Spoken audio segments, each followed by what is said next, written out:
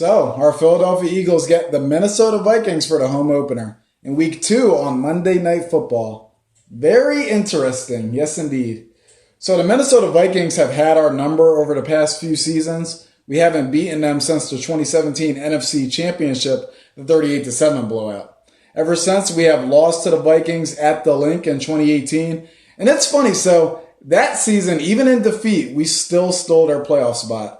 In 2018, the Eagles finished 9-7, and the Vikings finished 8-1. The Vikings missed the playoffs because they had a tie with Green Bay, and had they won that game against the Packers, the Vikings also would have finished 9-7. And because they beat us in Philadelphia, they would have won the tiebreaker and thus the NFC's final playoff spot.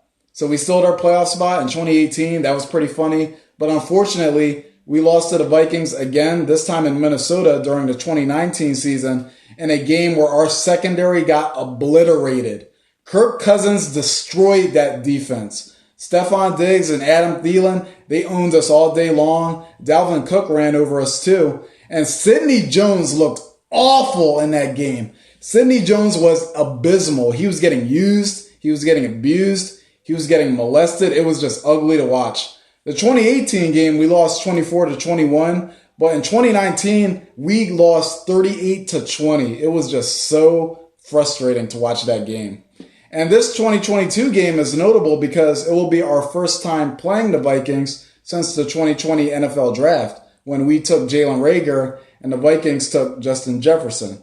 And you already know it, everybody. Justin Jefferson, he's going to have this game circled on his calendar. He's going to have a chip on his shoulder for this game because we passed on him. He often references it. NFL analysts and commentators, they won't shut up about it. The Eagles took Jalen Reagor over Justin Jefferson. Philly passed on Justin Jefferson. And we're going to hear about it for the next 100 years. Justin Jefferson would kill to have a 200-yard performance against the Philadelphia Eagles. He's going to be out for blood in this game. And it would bring me great joy to see us beat the Vikings in this season opener, to finally get some satisfaction in this whole Justin Jefferson, Jalen Reagor fiasco. It would bring me such joy for us to trounce the Vikings in this home opener. After all this crap they've been talking about Jalen Reagor and Justin Jefferson. We shouldn't have picked Jalen Reagor, but I am so sick of hearing about it. We did it. It's over. It can't be undone. Move on.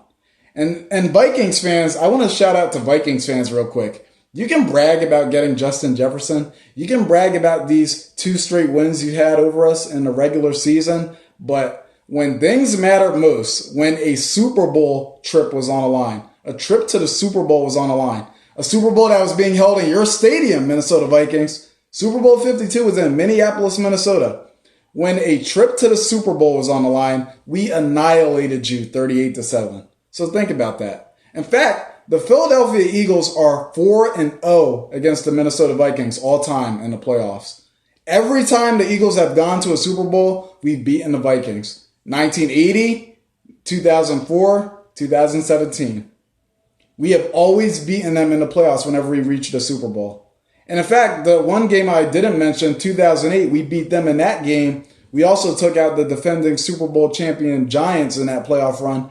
So, for all that I'm concerned, we own the Minnesota Vikings. We won a Super Bowl in your stadium. You guys can't tell us crap. Go ahead, celebrate Justin Jefferson. Celebrate, we've won 2 in a row against Philly. But guess what? When it mattered most, you couldn't beat us. You couldn't beat us. You got destroyed 38-7 by a backup quarterback.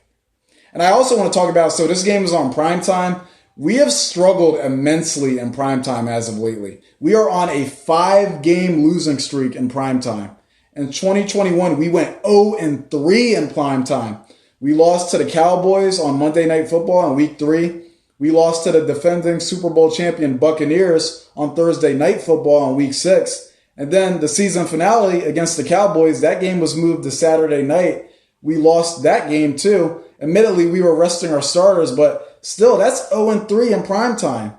And in 2020, we lost to the Seattle Seahawks on Monday Night Football. And then we lost to Washington in that season finale. That was another game that got moved to, I think, that game got moved to Sunday night. And we tanked that game. We were losing on purpose. But that is a 5-game losing streak in primetime. And a lot of these games, we are getting destroyed. We are losing by double digits. I am really sick of seeing us get destroyed in prime time. It's got to stop. So we've lost 2 in a row against the Vikings ever since that 2017 NFC Championship. I do not want to see that number reach 3. We got to beat them.